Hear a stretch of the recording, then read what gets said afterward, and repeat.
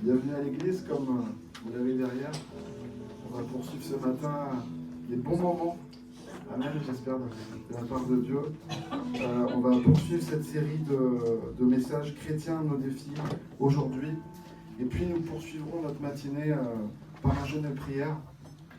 Je pense que ça va être super parce qu'on va reprendre chaque sujet de prière des 4 messages. Il y a déjà eu 3 messages. Un message par rapport à la paix, l'angoisse, par rapport à notre message par rapport aux influences, être des influenceurs, être aussi des investisseurs pour Dieu. Puis nous aurons un 4e message aujourd'hui avec le prédicateur Rémi. Je vous en dis pas plus. Et puis pour introduire ce culte, je voulais vous partager quelque chose que j'avais sur le cœur au sujet de la peine et de la joie.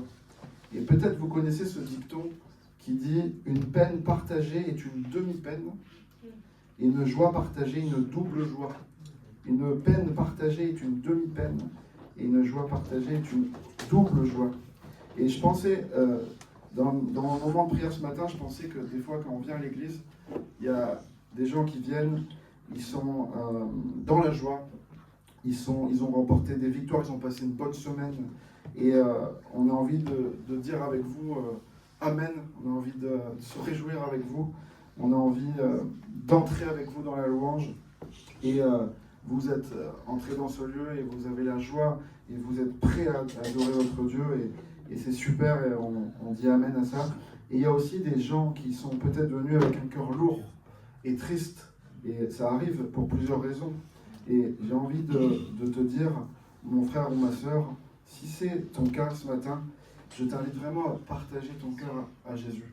Simplement dans la louange, partager ce que tu vis. Et si c'est des peines, tu peux le partager au Seigneur dans la louange.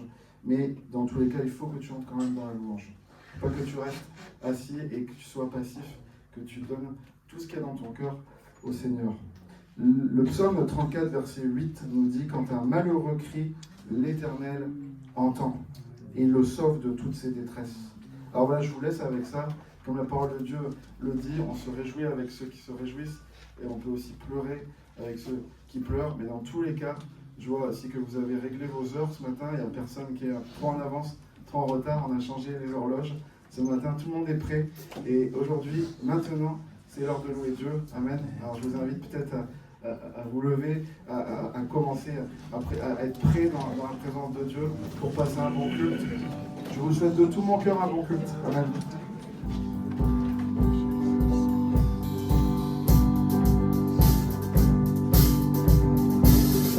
Nous venons célébrer Dieu, nous voulons l'adorer.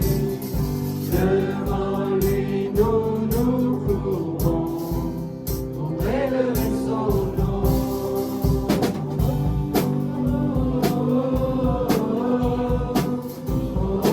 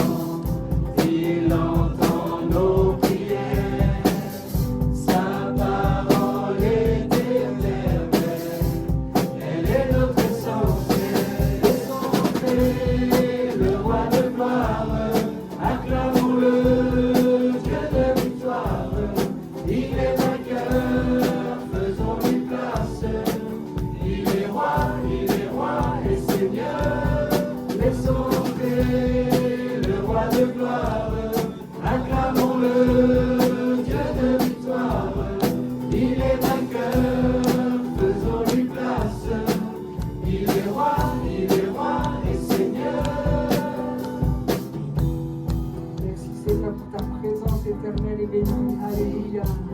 Tu es ce roi des rois et nous voulons t'accueillir.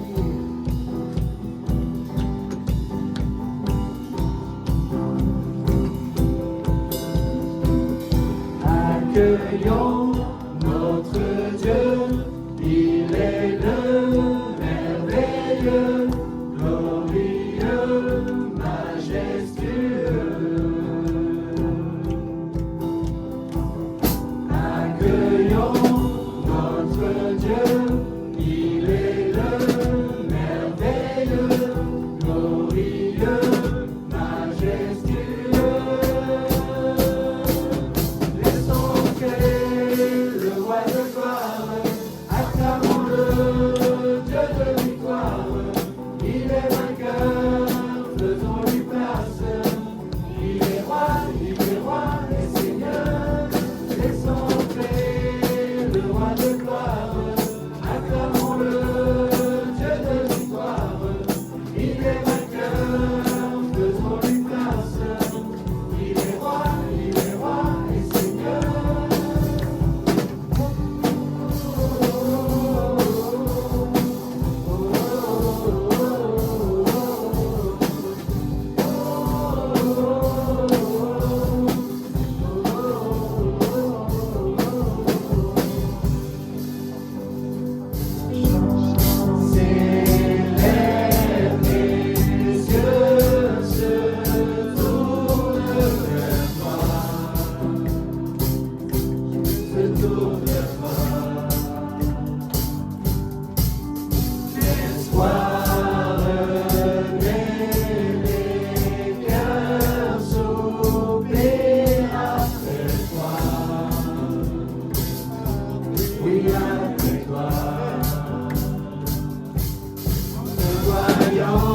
Nous retrouvons la force de vie.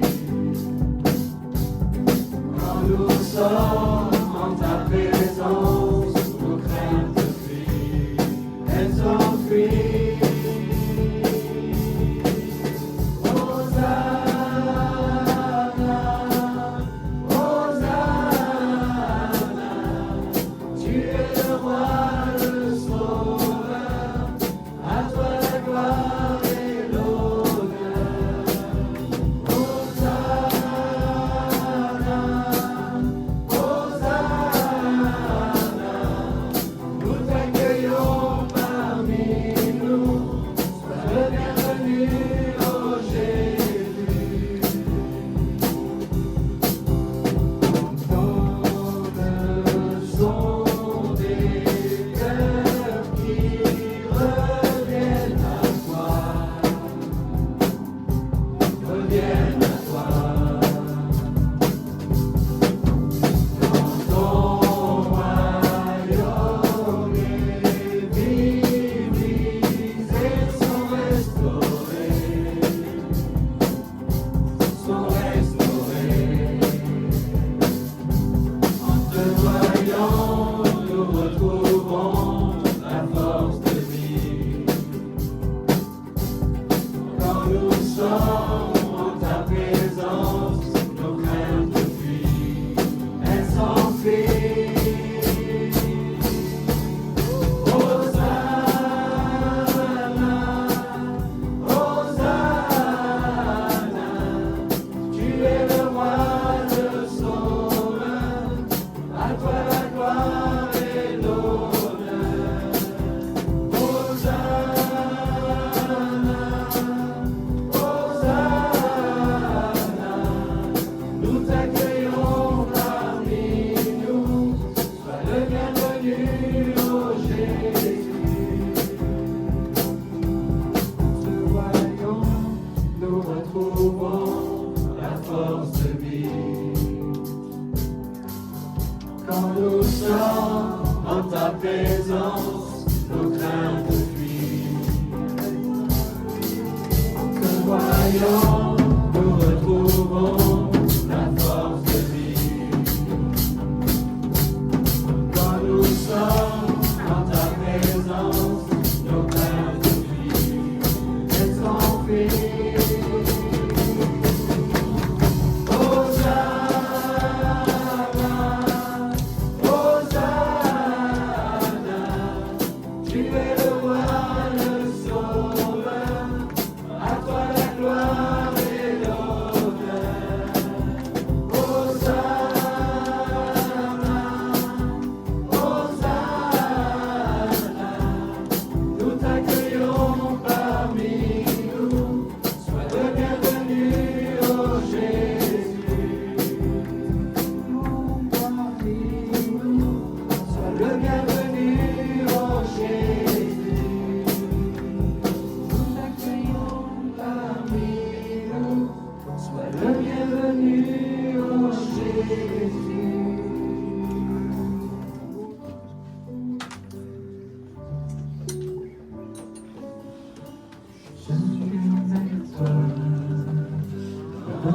secret. En ta présence, je veux rester. Tu seras toujours là.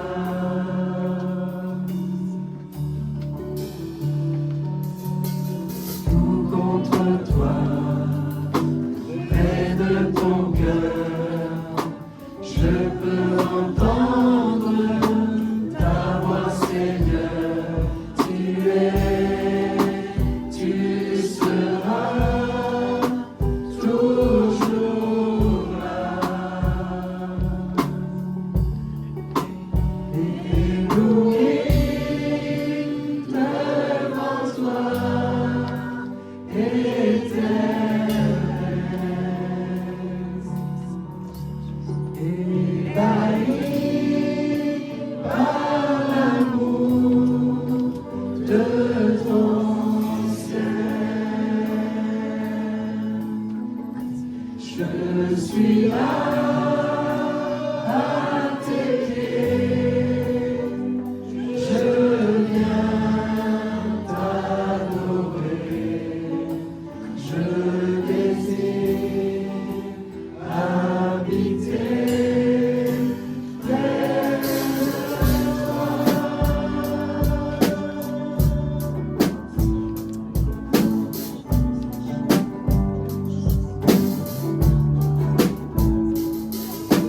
Je vois ton bras, je sens ta main, tu me protèges, tu me soutiens,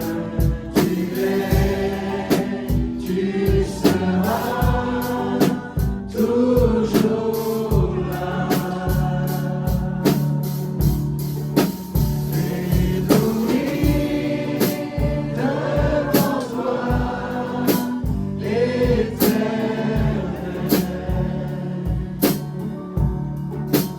ébahi par l'amour de ton ciel. Je suis là à tes pieds, je viens t'adorer, je désire habiter près de toi.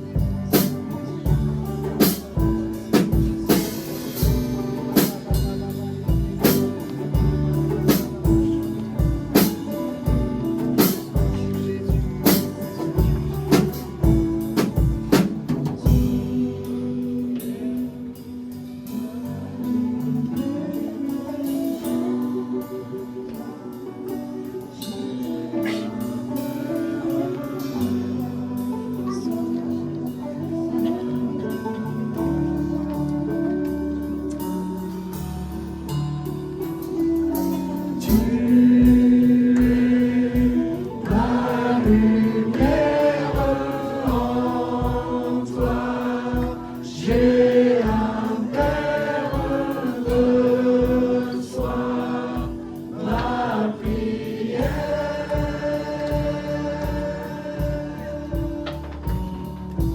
Tu es ma lumière en toi, j'ai un Père de soi, ma prière.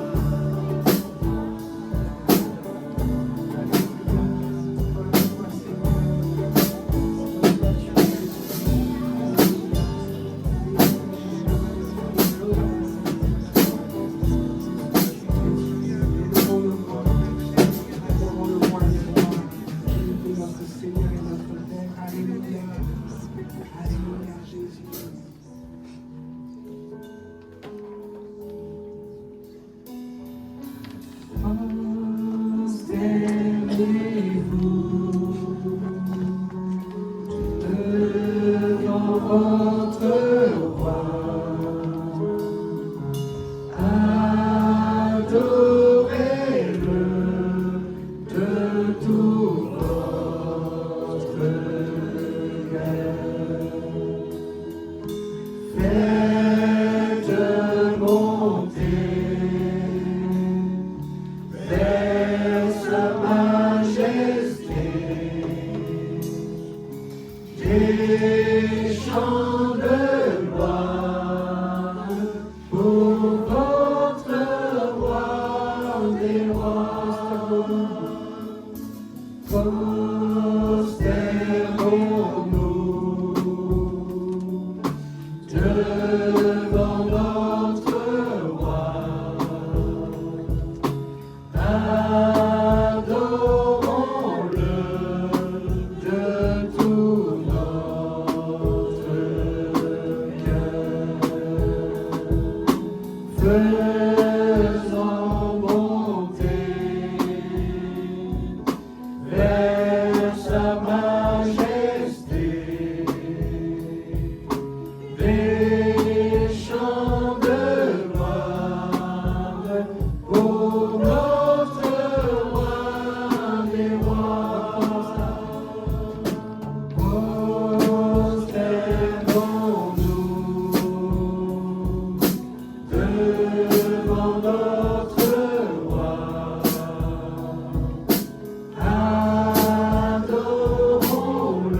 roi. Adorons-le de tout notre cœur. Faisons monter vers sa majesté des chants de gloire pour notre roi des rois. Prosternons-nous devant notre roi. Adorons-le de tout notre cœur. Faisons monter vers sa majesté des chants de gloire pour notre roi des rois. Pour notre roi des rois. Pour notre roi des rois. On va prendre le repas du Seigneur, la Sainte Seine. J'invite mon frère Romain, si tu veux m'aider, s'il te plaît. Et j'ai perdu ton prénom, si tu veux m'aider. Richard, Bengal, por favor. Pour la Sainte Seine. Matthieu 26, chapitre 26, verset 26.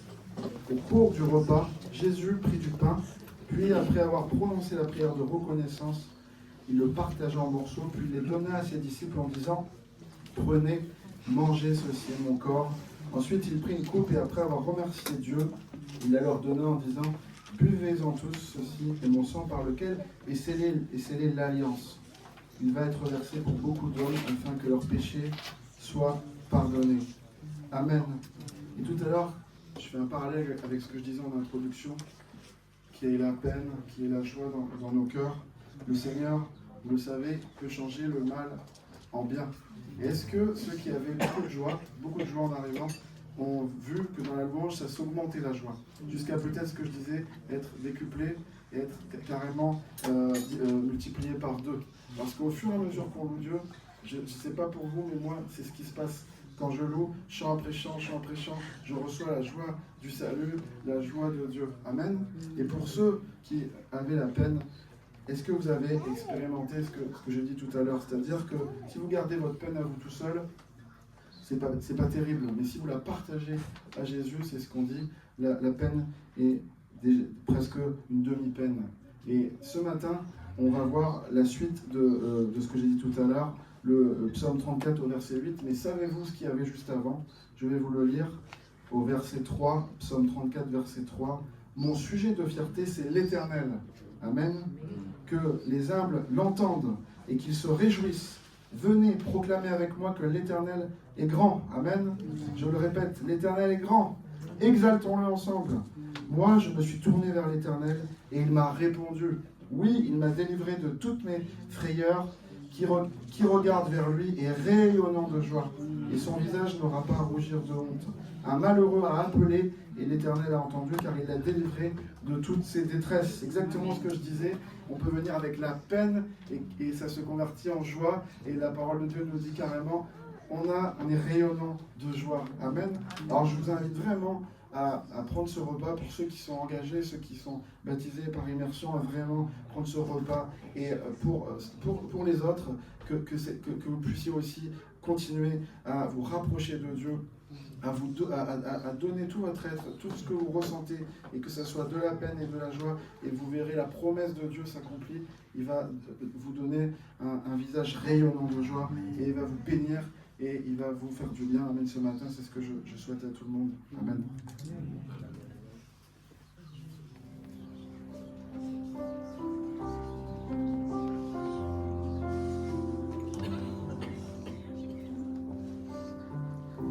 Seigneur, tu me cherches, tu me connais. Et si je t'oublie,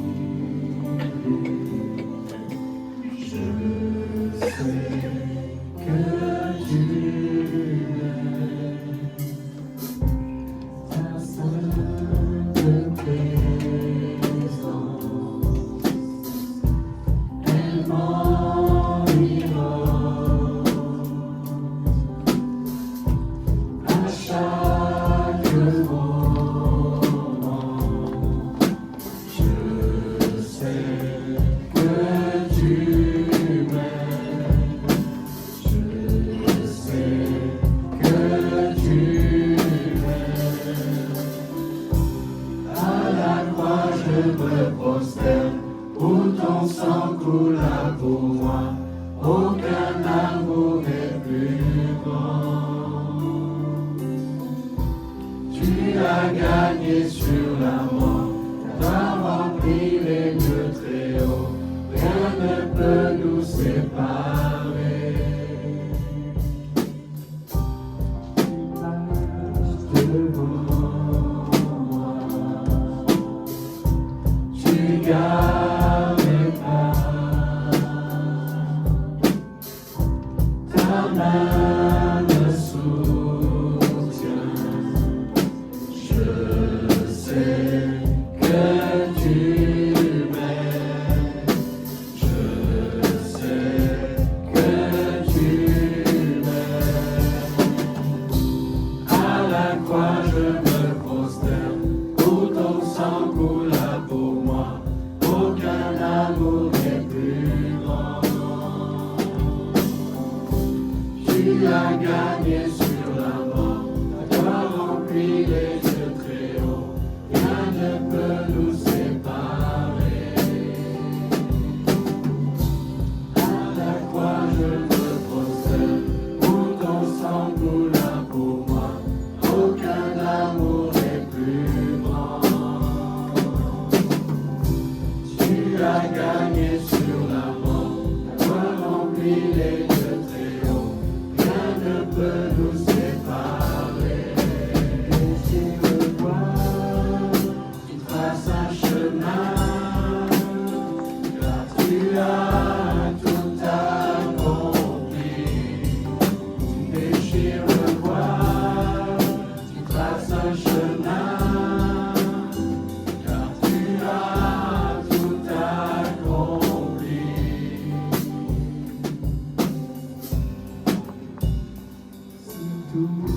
Si tout s'effondrait,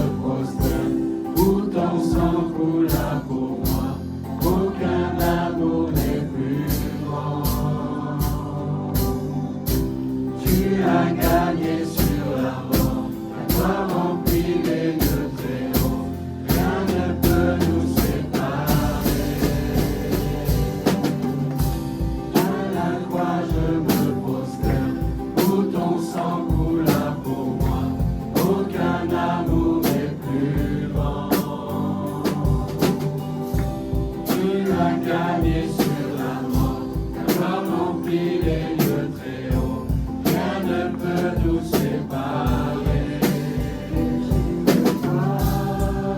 Tu traces un chemin, car tu as tout accompli. Tu déchires le voile, tu traces un chemin, car tu as tout accompli. Merci Seigneur. Voilà, merci. Bonjour à toutes et à tous. On est heureux de passer des instants dans la présence du Seigneur. On est heureux de chanter tout ce qu'il a fait. On veut le proclamer. On sait qu'un jour, on sera avec lui dans le ciel. Alléluia.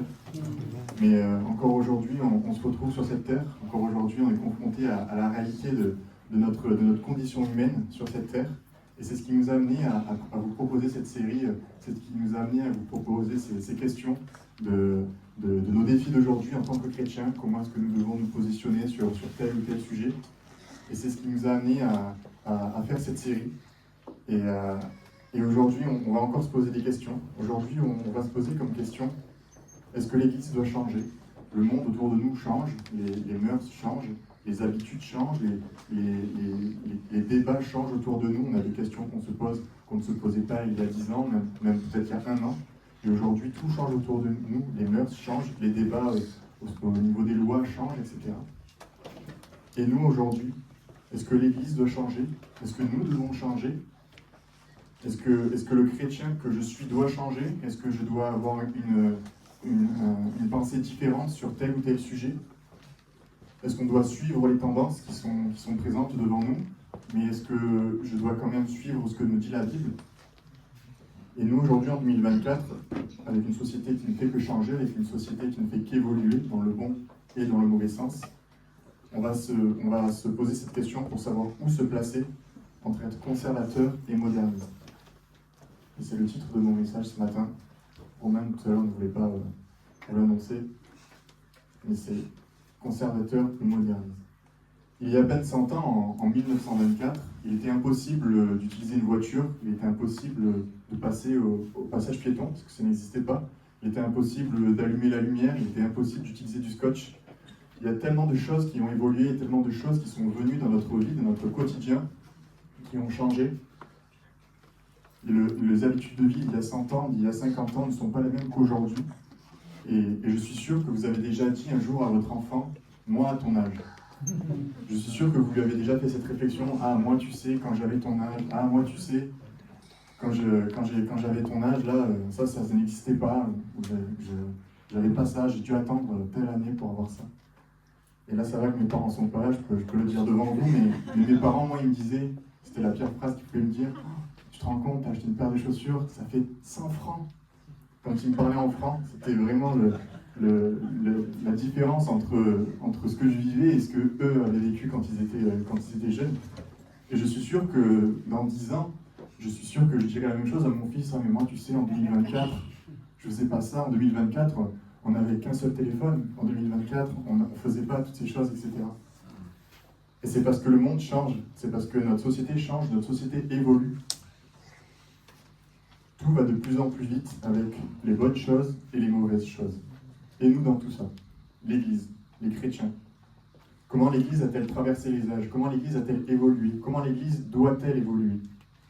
Comment vivre avec son temps sans tomber dans le compromis face à ce qui est en face de nous? Et nous pouvons nous poser ces questions pour nous-mêmes, pour nos enfants, pour notre Église, pour notre société. Et les disciples se sont aussi posé ces questions. Les disciples ont été également face à des changements significatifs dans leur vie. Les premiers chrétiens ont connu ces changements. Le changement, ce n'est pas nouveau. C'est quelque chose qui change tout le temps, le changement, n'est-ce pas? Et les disciples se sont retrouvés face à ces questions. Les premiers chrétiens ont connu un changement tellement grand, tellement important dans leur vie, avec une telle remise en question, avec un tel jugement de la part des autres, un changement tellement important face à ce qu'ils connaissaient. C'est le changement de la loi au changement de la grâce. Les premiers chrétiens étaient des juifs qui ont grandi dans des synagogues, qui ont été éduqués avec la loi de Moïse, qui ont été enseignés avec toutes les histoires extraordinaires que Dieu avait fait Dieu parmi le peuple israélite.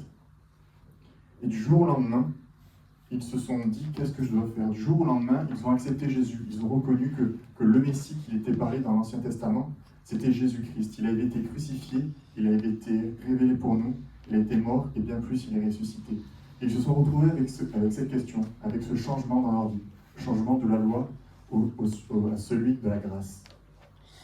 Alors d'un côté, ils avaient leur connaissance, tout leur passé juif, tout leur passé de la culture du judaïsme, tout leur passé avec la Torah, avec la loi. Et d'un autre côté, ils avaient celui de Jésus, ils avaient celui qui a accompli la loi. Ils avaient cette nouvelle foi, cette nouvelle fondation. Dois-je encore pratiquer les rites de mes ancêtres? Dois-je encore croire en la loi de Moïse? Est-ce que je peux vivre sans pratiquer le sabbat? Tant de choses qui pour eux étaient tellement normales il y a quelque temps, et du jour au lendemain, tout a changé, tout s'est transformé.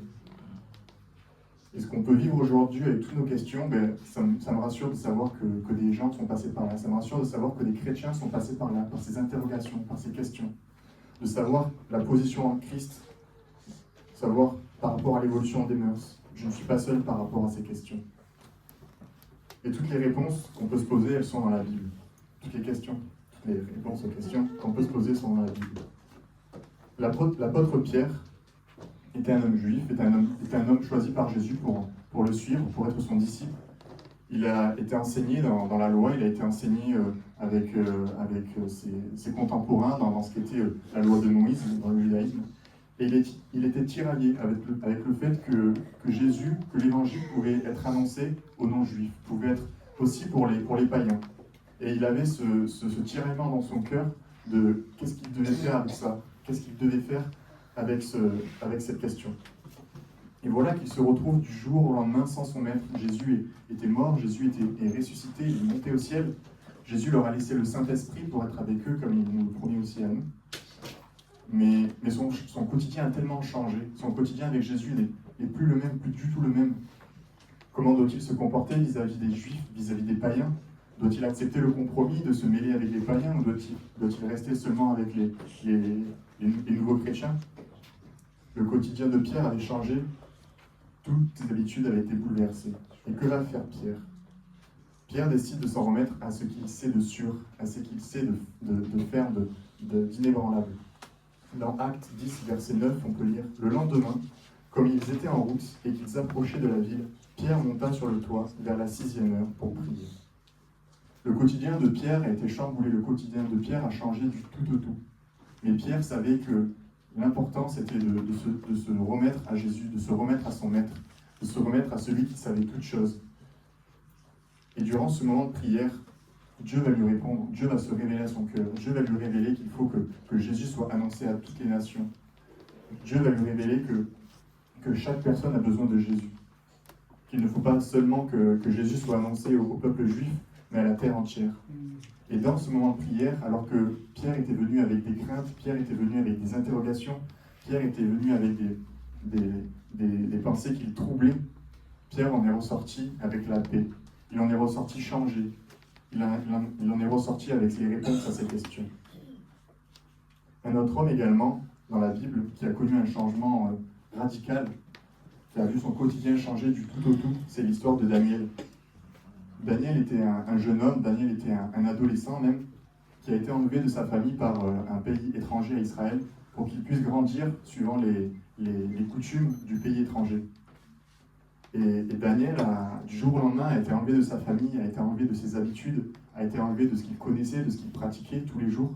Et il a été mis là, dans un endroit étranger, dans un pays étranger, où il ne connaissait pas les coutumes, il ne connaissait pas la façon de faire, les gens étaient différents, s'habillaient différemment, les gens pratiquaient des choses différentes. Tout ce qui se faisait dans ce pays était des choses idolâtres, étaient des choses qui assouplissaient les désirs de la chair. Daniel était vraiment dans ce milieu-là, dans ce contexte-là, tellement à l'opposé de ce qu'il connaissait. Et comment Daniel va-t-il réagir face à ça? Comment Daniel va-t-il réagir face à ces pratiques qui étaient face à lui? Va-t-il s'adapter? Va-t-il changer? Va-t-il se mettre à vivre dans le compromis? Je lis pour vous dans Daniel 6, verset 11. « Lorsque Daniel fut au courant de la rédaction de ce décret, il se retira dans sa maison où les fenêtres de la chambre à l'étage étaient ouvertes, dans la direction de Jérusalem. 3 fois par jour, il se mettait à genoux, priait et exprimait sa reconnaissance à son Dieu, tout comme il le faisait avant. Daniel va se mettre dans la prière.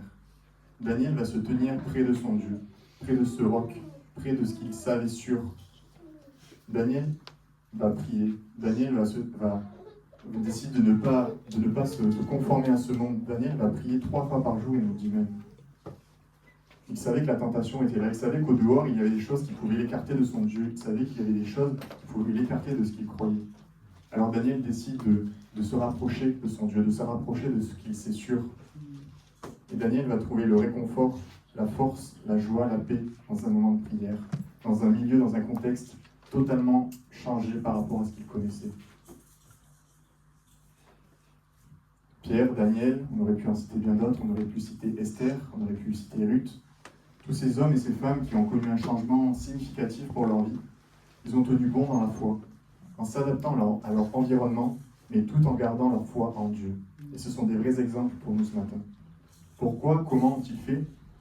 Eh bien, car ils étaient attachés à ce qu'ils connaissaient, ils étaient attachés aux instructions que Dieu leur avait données. Et c'est le deuxième point de mon message ce matin. Pour rester attaché à la doctrine, il faut connaître la doctrine. Alors le mot doctrine, ce n'est pas un mot qu'on utilise souvent. C'est un mot peut-être qu'on peut voir auprès des docteurs de la loi, des personnes qui étudient la Bible, etc. Mais le mot doctrine, ce n'est pas un mot trop compliqué pour nous. Le mot doctrine, c'est simplement les instructions de Dieu. Et la doctrine, c'est ce que Dieu nous a laissé. Ce mot vient du mot didaskalia, qui est traduit par précepte, enseignement, instruction. Et c'est ça la doctrine, c'est ce qui fait notre enseignement, c'est ce qui fait notre instruction, les fondements. On le retrouve notamment dans Romains 15, verset 4, qui nous dit « Or, tout ce qui a été écrit d'avance l'a été pour notre instruction, afin que par la persévérance et par le réconfort que donnent les Écritures, nous possédions l'espérance. » On retrouve aussi ce terme dans 2 Timothée 3,10. « De ton côté, tu as suivi de près mon enseignement, ma conduite, mes projets, ma foi, ma patience, mon amour, ma persévérance. » La doctrine, c'est vraiment le pilier de ce que Dieu nous a donné. C'est vraiment la base, c'est vraiment ce que Dieu a placé en nous, ce que Dieu veut pour son Église. La doctrine, c'est ce qu'on doit connaître. Alors pour ce message qui s'intitule « Conservateur au modernisme », on va rapidement voir ensemble ce qu'est la doctrine de Dieu. Et on peut lire ensemble dans Hébreux 6, ça va s'afficher derrière moi, en version français courant. On peut lire « Ainsi, tournons-nous vers un enseignement d'adulte, en laissant derrière nous les premiers éléments du message chrétien. Nous n'allons pas poser de nouveau les bases de ce message. La nécessité de se détourner des actions néfastes et de croire en Dieu. De l'enseignement au sujet des baptêmes et de l'imposition des mains. L'annonce de la résurrection des morts et du jugement éternel. »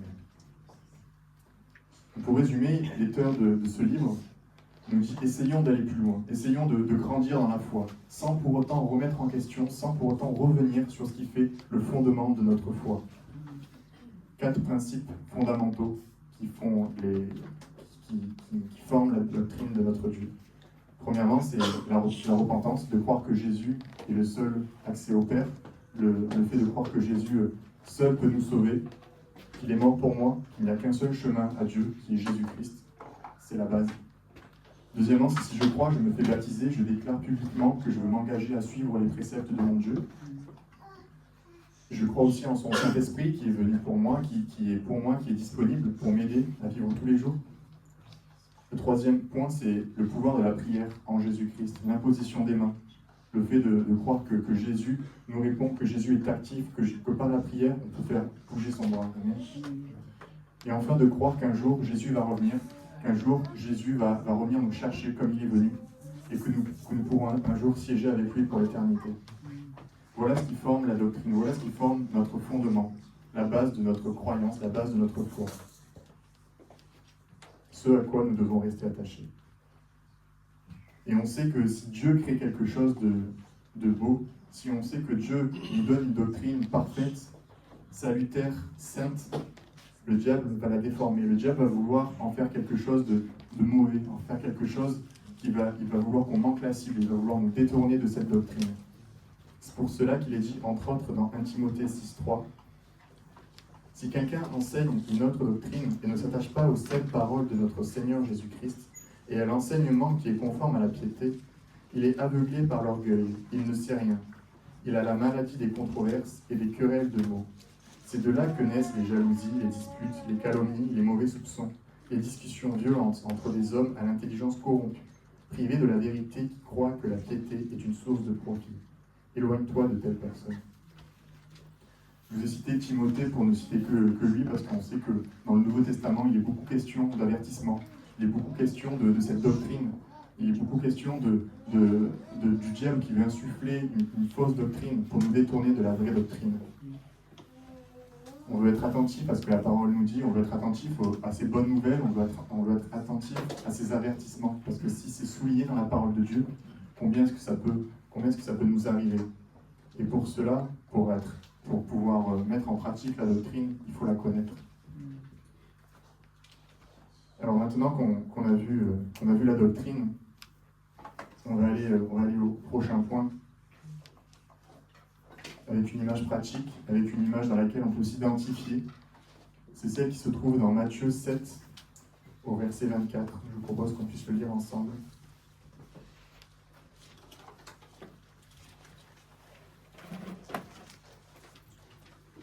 Matthieu chapitre 7, verset 24. Il nous dit, où Jésus parle, « C'est pourquoi quiconque entend ces paroles que je dis et les met en pratique sera semblable à un homme prudent qui a bâti sa maison sur le roc. La pluie est tombée, les torrents sont venus, les vents ont soufflé et se sont jetés contre cette maison. Elle n'est point tombée parce qu'elle était fondée sur le roc. » Construire sa maison sur le roc, pour qu'elle subsiste, pour qu'elle demeure, pour qu'elle résiste. Qu'est-ce que ce roc dont Jésus nous parle?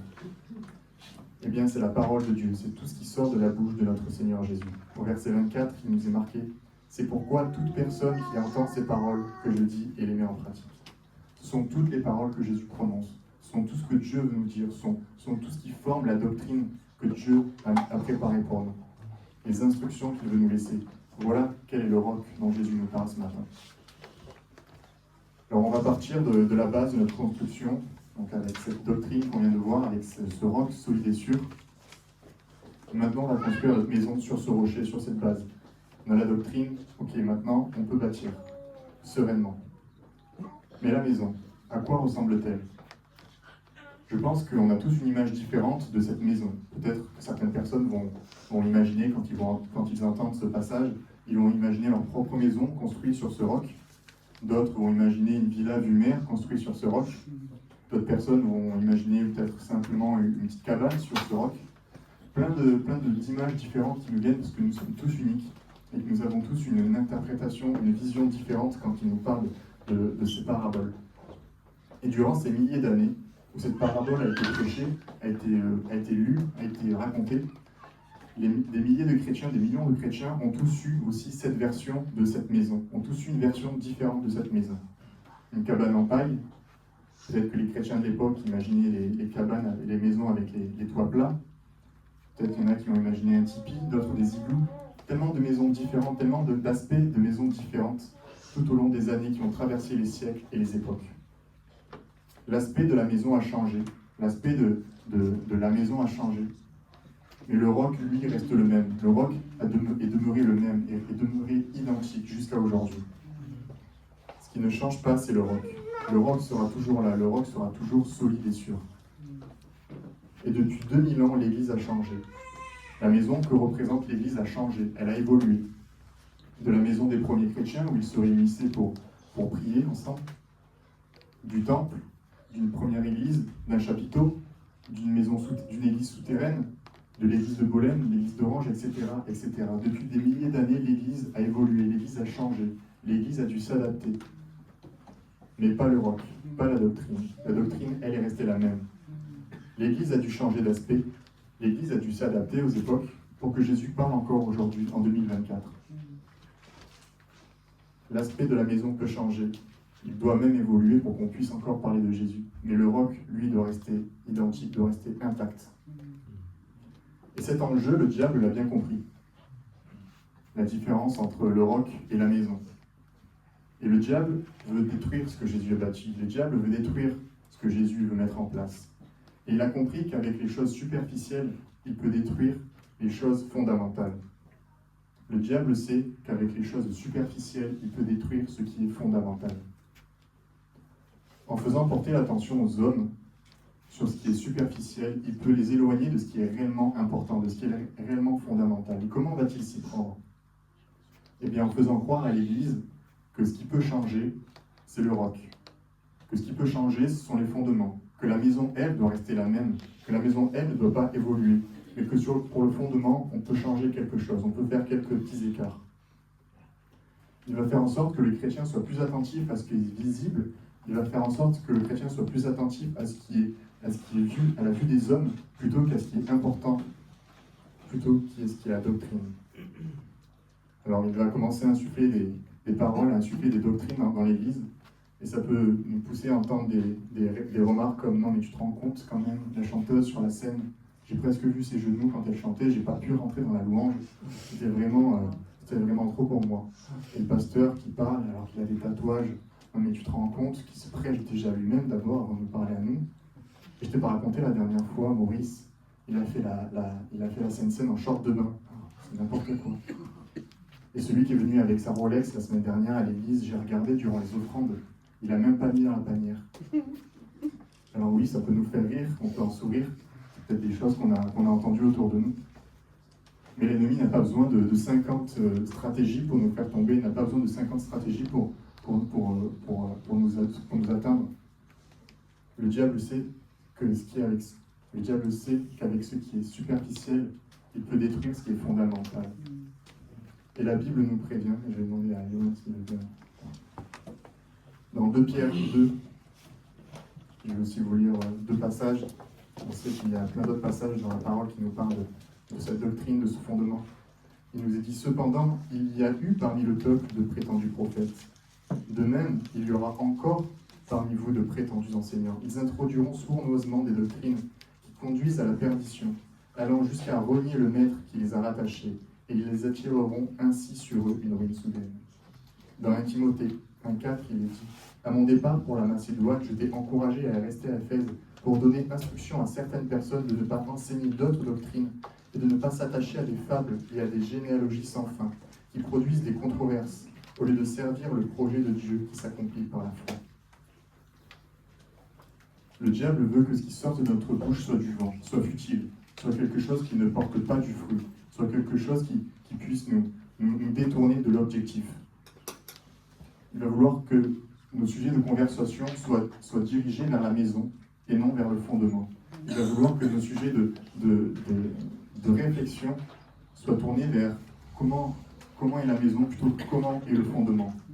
En parlant de la maison, on peut très bien dire de bonnes choses sur la maison, mais en parlant du fondement, on va s'édifier les uns des autres.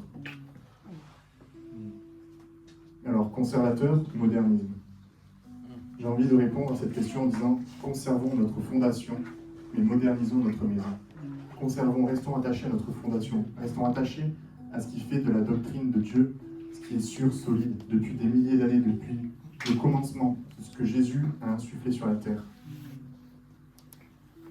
Alors attention, le fait de devoir moderniser notre église, notre maison, à nous adapter à notre environnement, ne veut pas dire de ne pas laisser un prétexte à tout faire, à tout laisser rentrer dans l'église. Dans 1 Corinthiens 10 et 23, il nous est dit « Tout est permis, mais tout n'est pas utile. Tout est permis, mais tout n'édifie pas. » Il y a toujours cette connotation, ce rappel de qu'est-ce qui édifie, qu'est-ce qui porte du fruit, qu'est-ce qui est impactant sur du long terme. Dans un autre passage, j'ai en tête, il est dit qu'on ne fasse pas de cette liberté que nous avons maintenant de marcher dans la grâce un prétexte pour tout faire. On puisse vraiment être attentif à ce que Dieu veut nous donner pour notre Église sans passer au-delà de notre fondation. Et pour conclure le message, je voudrais qu'on fasse passer ce matin le message que c'est la forme peut changer, mais pas le fond. La forme a changé, la forme doit changer, la forme ne sera peut-être plus la même forme dans 10 ans, dans 20 ans, on l'a bien vu, avec tellement d'évolution dans ce monde. Mais le fond, la doctrine, le roc, lui, doit demeurer le même, doit demeurer intact. Nous sommes appelés à vivre dans ce monde ancré sur sa parole, là où Dieu nous a placés, avec ce roc comme fondation. Comme on l'a vu, on est des porteurs de paix, on est appelés à apporter cette paix, à apporter cette joie. Comme on l'a vu aussi, nous sommes des influenceurs, on doit influencer le monde sans se laisser influencer. Comme on l'a vu, on doit être des investisseurs tellement importants d'investir dans ce que Dieu nous a donné. Et toutes ces prédications qu'on a vues durant ce mois d'octobre ont un point commun. Je me suis fait cette réflexion en préparant cette conclusion. C'est le fait que nous devons être dans l'action, c'est le fait d'agir. Toutes ces prédications nous poussent à nous lever, à agir. Et aujourd'hui, dans ce monde qui bouge tellement vite, on pourrait dire oui, mais tu sais, on est dans le monde, mais on n'est pas de ce monde. Nous sommes des brebis à contre-courant, nous devons tout refuser du monde. Non, on n'est pas appelé à vivre façon bourrue, à baisser la tête tout le temps. On est appelé à être la lumière de ce monde, on est appelé à briller, on est appelé à être en action, on est appelé à apporter la paix, à influencer, à investir. On est appelé à demeurer sur ce roc. Nous devons nous baser sur la pierre angulaire qui est Jésus-Christ. Nous devons être en marche, aller porter, avec chacun une maison différente, avec chacun un aspect différent, avec chacun des qualités, des dons différents, mais avec, j'espère de tout mon cœur, la même fondation. Jésus-Christ ressuscité. Amen.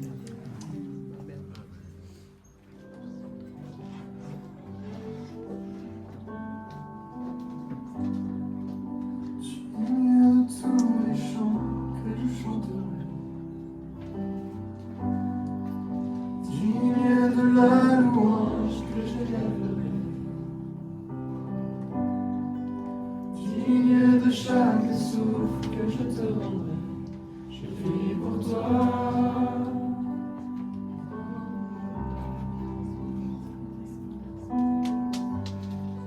Jésus, le nom au-dessus de tous les noms.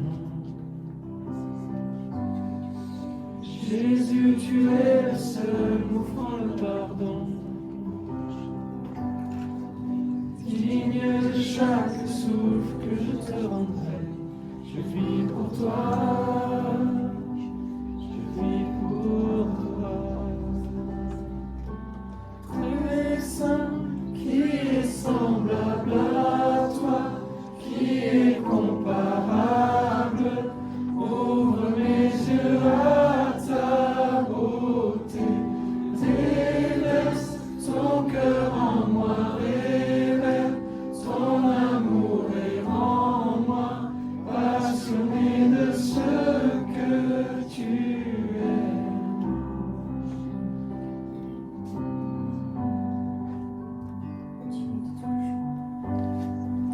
Digne de tous les chants que je chanterai, digne de la louange que j'élèverai, digne de chaque souffle que je te rendrai, je vis pour toi.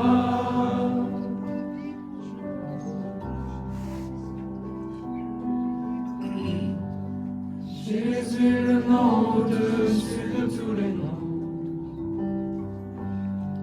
Jésus, tu es le seul m'offrant le pardon. Digne de chaque souffle que je te rendrai, je vis pour toi.